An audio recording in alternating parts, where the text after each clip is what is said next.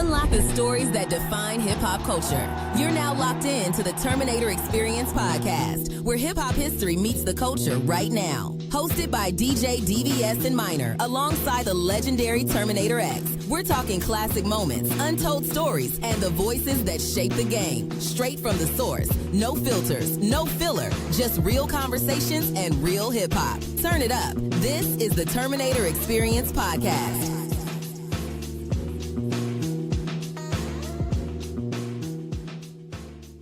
Check 1 2, y'all. You know what it is. It's your main man, DJ Mix Mash, host of the Terminator Xperience podcast. I got my main man, Terminator X, to my right. I got my main man, Minor, to my left. And in the building right now, we got my main man, the Diggy Diggy Doc, y'all. Hey. Legendary. What's going on, brother? Man, I can't call it, brother. I appreciate y'all for having me. I'm just down here in Texas trying to deal with this heat. Hey, it's hot up here too, it's man. Hot here, so I know it's gotta be crazy in Texas. Yeah, yes, sir. Yes, sir. So let's get right to it. So, who inspired you to want to get in the game? How'd you get your start, brother? You know what? I'm a child of the early '80s. As far as rap is concerned, and so it was those guys. It was Run and Cool J, and I was around when Flash and the Furious Five kicked up dust, and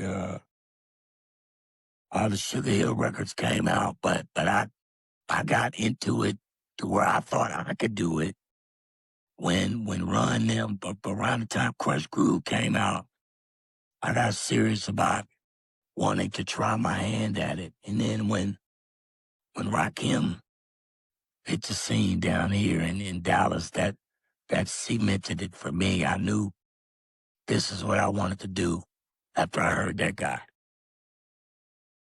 Dope. That's dope. Yes, sir. Yes, sir. So how'd you get from Texas to LA and end up meeting with Dre and on the scene? Man, it's a God thing, bro. It's really it's the best way I can describe it. It is a weird story that involves the World Class Wrecking Crew and UTFO, of all motherfucking people. Wow, that's crazy. Tell them I call them back. Yeah, it was a really weird story that involves the World Class Wrecking Crew and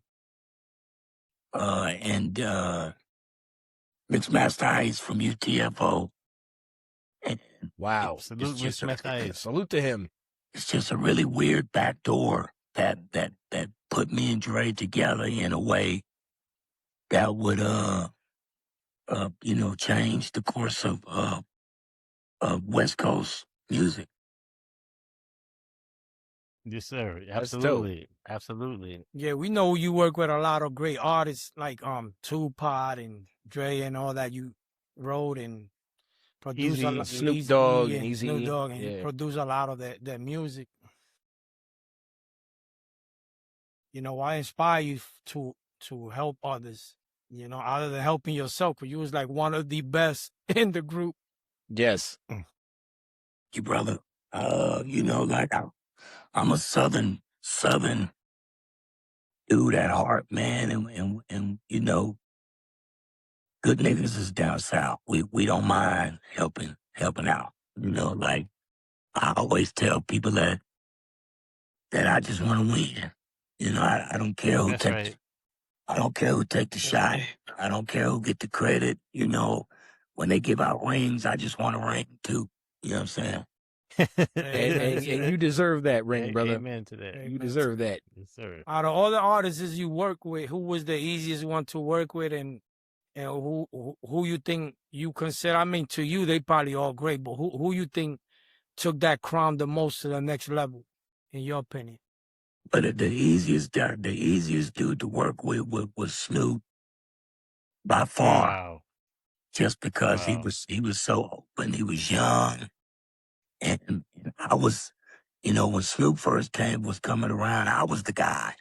I just lost my voice, but I was still that echelon for those guys out there. And Snoop was open to, working with me and listening to me and implementing those things into his formula. And just watching him go from just this little dude from Long Beach to one of the greatest in the world was a real gift to me, and Wow. and I appreciate him. But I've worked. You're right. I've seen, bro. LA got a lot of greats out there that might not get the accolades that they deserve, and But I work with a lot of cold dudes, and I've seen a lot of cold dudes. I was just talking to King T through one of these social sites earlier yesterday. And most folks don't get King T his flowers when King T was, King T was spitting East Coast bars and flows. Yes. Yeah. Salute in King in, T. in LA before I got there. And he's one of the greats that probably never gets his Absolutely. just due. Absolutely. But of course, Cube, and Red, and all of those dudes really are. DJ Quick, a lot of those guys are really great, at what they do. Although most of them lean heavy West Coast. When I'm really an East Coast guy. I'm really an East Coast MC that was just out there on the West. I was raised by Wow. Big Daddy Kane and KRS and Chuck D. Matter of fact, the first concert I ever went to was a Public Enemy concert. That's the first time I was seeing the show was Chuck them.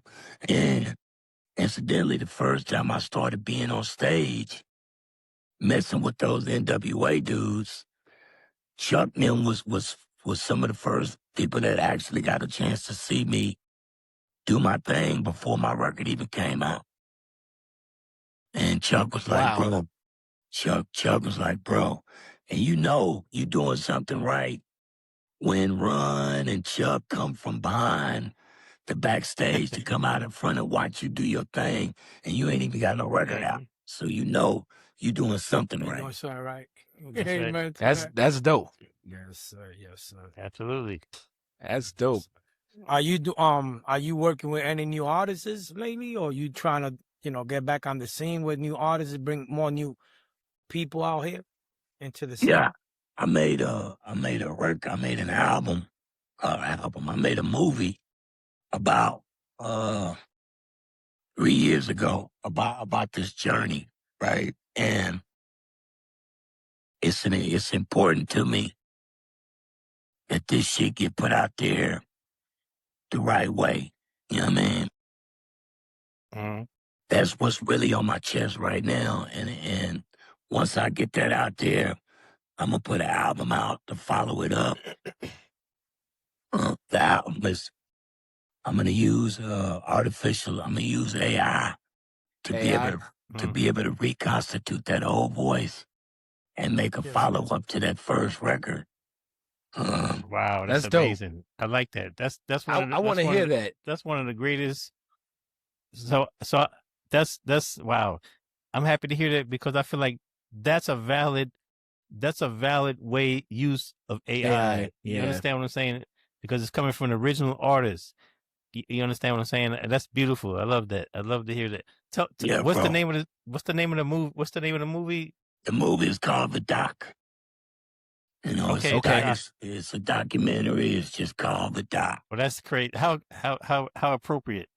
And look, if I'm being honest, it's one of the best hip hop documentaries I've ever seen, and I'm saying that as humbly as I can. But the system is full of shit, and it seems like they've been working really hard to keep this shit from seeing daylight. Maybe because it's a lot of truth in it.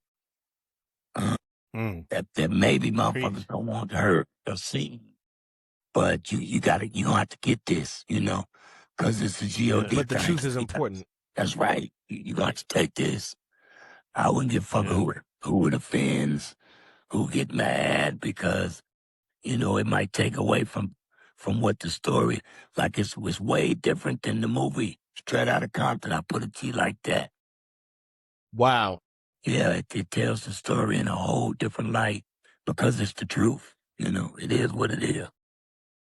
Yeah, and it's your story to tell. It's nobody else's to tell. But That's right. Yep. That's right. That sounds like an important project that everybody needs to see. I'm looking forward to seeing that. I'm looking forward to seeing that already, son.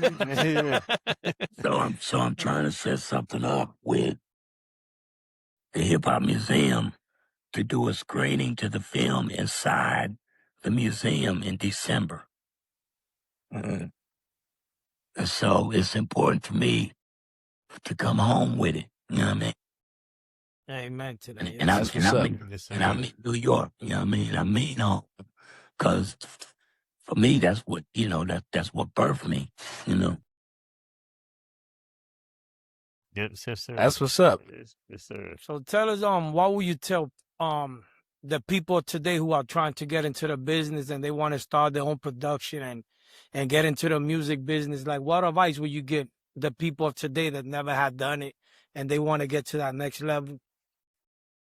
Say, in the world that we got now, where we can do shit like we doing right now with these telephones and shit. I'm using my phone to do this Zoom. That you don't need the machine as much as you might think. And it may be better for you to be able to sell 100,000 copies just by building your audience than selling 1 million copies using them to build an audience. Because you get to keep, number one, if you sell 100,000 copies of a record at $10, then you're gonna make a whole lot more money than you'd make selling 1 million copies, getting 50, 60 cents per record, even though he may seem like you more famous. Trust me, the money, you're gonna be much more happier owning your IP, owning who you are, owning the machine that you create, and owning your art. Ownership is everything. JC is absolutely correct. Owning yourself is much more important than being plastered on somebody's wall. Feeling like you the GOAT, because if you really think about this honestly, there's no such thing as a GOAT in this shit. We all stand on the shoulders of the people that came before us, and it wouldn't be no us if it wasn't for them. You know what I mean? So that's right. I tell people that all the time. Yeah, bro, all these motherfuckers fighting about GOAT shit. In the next 10 years, you'll be a has-been or never was. and it'll be other motherfuckers arguing the same shit instead of figuring out how to come together and allow the people that are responsible for this art to really make the billions that this art makes. Yeah, that's what I understand about today's music. Like, everybody is like against each other. Like, when we, like you say, when we was coming up, because we all the same age, like when we was coming up, everybody, even though you had your little battles here and there, but at the end of the day, everybody was hand clapping, hanging out at the clubs, chilling with each other. Ain't nobody had the animosity with each other. Now it's everybody who's got more, who's selling more records and talking down on other people, fighting and stuff over stupidity. That shit is whack. It really gets you nothing. At the end of the day, it's gonna leave you with nothing. You know what I mean? It's much more worthy to build something that for your community, bro, to build something that the next generation can use to get money, bro. Because you only got a blip on this timeline. It'll come and go so motherfucking fast. I can remember when I didn't have no motherfucking hair on my face.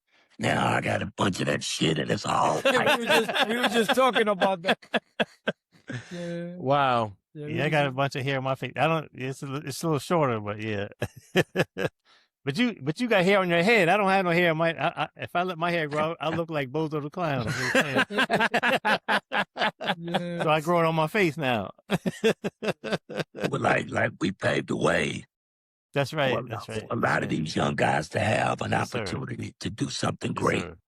They should be respectful and take that opportunity and make a better way for the motherfuckers coming up after them. Amen. But a lot of Amen. these motherfuckers, they take this shit for granted. They feel Yep. like they did something extra special and feel like they're in this place that they can grab their nuts and feel like they done something. But 15 years from now, they'll be the motherfucker with gray hairs, sitting up talking about how it used to be. You know what? I always tell folks in my generation, we better appreciate the people that came before us because it's our turn now. Because if we don't appreciate it, who will? So thank you, brother. Correct. Absolutely correct, bro. My mother just turned 80 years old this year. God bless her. God bless. And it reminds me that one day I'm going to turn 80, bro. And so I'm blessed to have time because that's really the only motherfucking thing we got. That's and right. I try to spend as much time loving on her as I can. But because when they gone, and I wish I still had moms. it's a blessing, bro. And so I don't take that shit for granted. I got 4 kids, and my kids love their dad. I may not have what Snoop or Dre got. Those guys is hundreds of millionaires and billionaires. But what I learned is money can't make you happy. And not having money can't make you unhappy. All that shit comes from you. And That's G.O.D. is putting me in a position where I can get back in this light and say some shit that means some shit. So let me take advantage of this while I got it and do it. Being able to connect with New York City, bro, that shit mean everything to me because I owe everything I am, to those 5 boroughs, bro. This D.O.C. shit to y'all niggas, really. And so I'm blessed and grateful. Plus Long Island. I'm just saying. I think you mentioned Rakim, less Long Island. Long Island. Yep. That's right. No, that's it. You damn right on that one. There you go. Because when I heard the philosophy and check out my melody, and that shit made me mad. I was really upset at that dude because he was that good. I was like, fuck. That's real. That's real talk. Whenever someone's good and you upset with them, that's real. That's real talk, though. Yeah. That's real talk, though. Yeah. So tell us one of your most memorable moments that you will never forget on tour, like something funny that you will never forget, like with all the guys, and y'all did something that you will never forget to this day. No, this is I wasn't with the guys. This is one of the first. This is when my single first came out. My hadn't even came out yet. And I was doing spot dates with acts who were already established. And Too Short had a show at a college. And I opened up for his show. And, Too Short smokes a whole bunch of weed. And I had the bright idea of smoking weed with Too Short in his dressing room before I went on stage, like I knew what I was doing. And I got up there on stage, man, and the formula came on, and I drew a fucking blank. I could not remember the words to that fucking song to save my life, bro. Man. And the motherfuckers booed the fuck out of me. Oh, man. Yeah, it was horrible, bro. I said, I fucked up.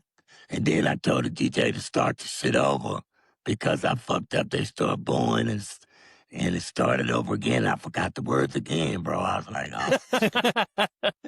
Man, that we was that good. Wow. Yeah, bro. That's crazy. My advice would be never smoke with Too Short, bro. It's not healthy. Yeah. Wow. What's my favorite word? Yeah. So, one of your favorite places you ever perform at, and one of your favorite countries that you would love to go back and perform at. Well, I just went to Europe for the first time this year, Wow. and so Okay. I've never been out the country before. But I had a chance to. I told you I started making new music, so I had a chance to perform some of that new AI stuff in Europe, and it was really cool. They loved it. I mean, they was on the edge of their seats, and it was an experience that I didn't get to experience back in the Gap because my accident happened, Yeah. right after the record came out. Yeah. But in America, it was on that tour that Chuck Nim was on. Wow. I Okay. think it was I'm not sure whose tour it was because Cool J was there, Chuck was there. It was Houdini? no, not Houdini. Cool J was on it. Kid and Play was on it. NWA and JJ Fad.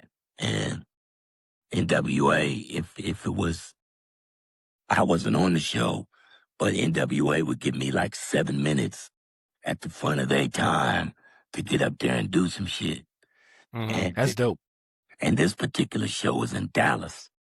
And so it was like 25,000 kids out there and it was in my hometown. And I got up there and I tore that motherfucker apart. Nice. Nice. You know what I mean? It was Nice. home. And my mother was there. I brought my sisters and my moms, to the thing. And I'll never forget that shit because it was the wreck. The wreck was like a few months after that, And so Wow. that was my moment. That was my moment. When you're on stage, what's your most banging song that people react to? All up. I like that. I like that. I like that That's- confidence. Yes, sir. Yeah, bro. No one could do it better. It was a good record. Like every one of those songs was pretty good. Yeah. I started to show off with Doc and the Doctor.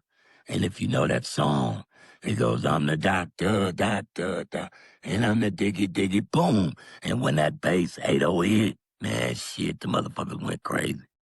Between that song and the formula and Funky Enough, you really couldn't miss me. That and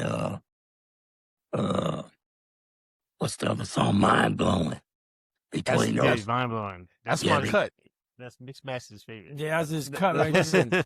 what was that, like 89? 89, bro. Yeah, Yeah, my daughter was born in 89. that was So- 7 years before I was born. I love that Hey. record, man. While we going back, tell us about the Fila. Is it the Fila Fresh Crew? Yeah, Fila Yeah, Fresh Fila- Crew. Because I never knew about that. Yeah. Feel It Fresh Crew. That's the group I started with.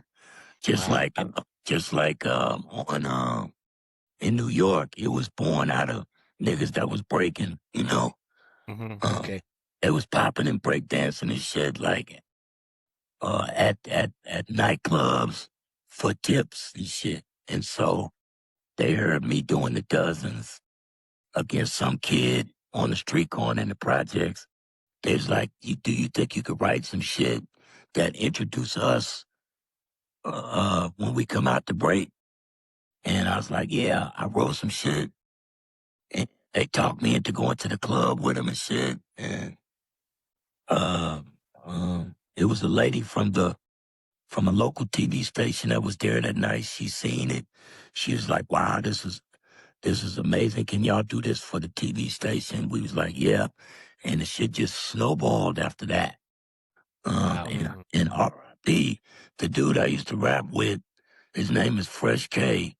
He passed away a couple days ago, so R.I.P. to my nigga. Well, rest in peace. Jeez. Yeah. Condolences. He Yeah, the you Fresh know what's Crew. so funny? You know what's so funny? You and me have the Cut him off, bro. I'm just saying. Oh no, I'm sorry. No, go ahead. I'm sorry. No, I was just saying, feel the Fresh Crew, my nigga, feel it first. And you know what's so funny? That when I was looking at your biography, you and me had the same. Me and you have the same birthday, June 10th. But that's your birthday, folk. Wow. Yes, sir. Happy And, belated. and I'm May 25th, so all three of us are Geminis, brother. That is, bro. That's how you know. That's how you know you one of the great ones. God gave you. You know what? I knew I liked you, man. Yes, sir. Yes, sir. Oh man, Yeah. that's dope. Yeah, I got invited to to this thing on the 12th at Yankee Stadium. Mm-hmm. Jigga's doing some kind of deal at Yankee Yeah, for Stadium. Reasonable Doubt. Yep. And I've never seen it. I've never met him. I've never seen him perform. And somebody invited me up through the Hip Hop Museum to come check it out. So I'll be up there fucking with you guys and Jigga next week. Nice, Okay, nice. That's what's up. That's awesome. Yeah, thanks to Big Jeff, man, for putting us on with you, man. Yeah, man. You know. No, it's Yeah, all brother. love. Yes, And- sir. and- brother. We really appreciate you being here for us. And thank you for shaping my childhood, brother. Thank you, brother. Seriously. Yeah, so D.O.C, this is our brother DJ Mix Mash. He's blind. He only talk about he's a blind DJ. And when I tell bro, he can sort through vinyl records. You practice still? Yeah, I'm taking you something. I'm doing a podcast. You have to give me about 20 more minutes. That cool? Family matters. first. Family first. But yeah, brother, My son goes to basketball practice in half an hour. okay, we gonna let you go. We gonna let you go. But brother, we are blessed, and we thank you, brother. We thank you. We are blessed to have you on the show. We salute you. I'm like after I never spoken to you before. I feel like we've been in the same building before, but I don't think I ever spoke to you before. But after getting to know you, man, I'm a fan. Yes. Fan of you as a person. Yes, sir. I've been a fan of you as an artist, but I'm a fan as a writer and a producer. But I'm a fan of you as a person now. Thank you, brother. You seem like a great person, a great human being, brother. Yes, Bro, sir. It's so easy to be a piece of shit. Yes, it is. It's much harder to be a dude with character and integrity. Yes, you know, and I don't tell niggas what to do with their time, with their energy, with their money or their life. But I'm about the kids, my nigga. You know, I had it rough, so I don't want kids to have it rough. That's right. It's other ways to get this bread without taking penitentiary chances, my nigga. In fact, yes, sir. it's much easier ways to get this bread than trying to kill each other, either with weapons or dope. You know, it's much easier ways to get it and keep it. And so I'm trying to turn motherfuckers on to that. And you know, but I don't judge nobody. I don't talk down about nobody. I'm not a thug cat. You know, I'm just a regular old cat from the projects and, you know, came up from that era. But I don't fear them niggas that get down like that. You know, you do what you got to do. But I'm not taking no shit from nobody, you know, and so, Amen. You know, I'm just trying to do better for mine so that my kids can see that even though their dad may have got dealt kind of a raw hand, he still stayed true, you know, and figured the shit out. Amen. Salute to you for that, brother. Salute, brother. Yes, sir. Proud of you, brother. Proud of you. And how could people know more about you and reach you and reach you and know more about your history and what you're working on? Yes, what you're working on. So I got a nonprofit called Doc Cares, and if you want to know about what I'm doing, all you have to do is go to www.doccares.org, and it's all right there. What I'm doing with the school, what I'm doing with the educational platform, what I'm trying to build for these kids. a lot of the stuff I'm doing in the AI space is finna start showing up there. Like, I still got a lot of tricks left in my bag. If these motherfuckers thought I was through, they sadly mistaken. You know, it's a whole lot more for me to Let do. them know, brother. Well, there you have it, man. You have it from the legend. The legendary, the Diggy Doc, y'all. Hey, Salute, brother. I'm gonna play Mind Blown when I get home. I'm gonna gotta do that. So Thank you wait a so minute. much. Thank you so much. Oh, yeah. Well, Sorry. which brother is the blind DJ? Right here, right here, right here. Me. So how do you cut and mix and all of that shit if you can? That that's another story for another day. But No, tell him her. I mean, well, I mean, the best thing I can say is when I do vinyl, I can feel each record has a different label, and I know like one record is Grandmaster Flash and the Furious 5, or another record is your record, and then I just as far as cutting now, you know, I just try and cut like everyone else. Although That's dope. That's fucking brother. dope. he's a little, I don't know what it is, but I witnessed him DJ live with vinyl, and when I tell you I had tears running down my eyes because I couldn't believe it.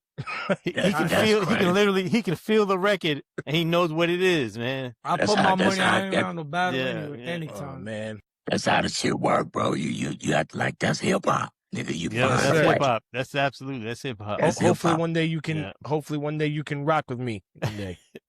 Absolutely, bro. It'd be my honor. That's right. Yes, sir. I can remember me and Dr. Dre was arguing one day. Because we do that. We argue all the goddamn time.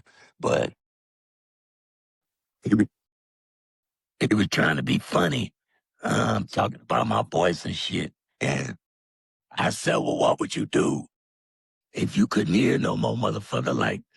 Like if all of a sudden your shit got cut off, what the fuck would you do? He said, He said he would just put his hands on the speakers and feel the beats. And I said, you ignorant motherfucker. But that's a good question to ask because people don't think of, people really don't think about that. Like, what would you do if one sense was taken away? Bro. Yeah, bro. I mean, if it's lucky for me, like being a writer was so important because writing for other motherfuckers is really how I got started rapping, period. I started writing raps for those breakdancing dudes so they could, and then that transferred to writing raps for Fresh K in the group because he didn't know how to rap. Then that transferred to writing raps for Easy and Dre, and that transferred to writing raps for Snoop and MC Breed and Tupac and all these other guys. And so being a writer was my real gift. Being able to rap like a motherfucker was just part of it. Ain't no future in your fronting. Hey. That's my cut, too. Rock PMC Breed. That's my brother. Man. Yes. But there you have it. We ain't going to hold you. But thank you so much, brother, for coming to the podcast. Thank you, brother. Thank you. Thank you. See you. Thank you. We hope to see you again. Yes. And get part 2, if you don't mind. Please. No. God bless you. God bless, man. As my stuff starts to roll out, I would be more than happy to come back anytime, bro. Just check in. Sir, yeah, please do, brother. Yes, sir. Thank you so much. Thank you, brother. God bless you. Brother. God bless, brother. Guys. Yes, sir. Brother. Thank you. Peace. That's going to do it for this episode of the Terminator Xperience podcast, hosted by DJ DVS, Minor, and the legendary Terminator X. Make sure you subscribe, rate, and leave a review, and tap in with us on social media for clips, updates, and behind the scenes. Until next time, keep the culture first, keep the sound heavy, and keep it locked right here.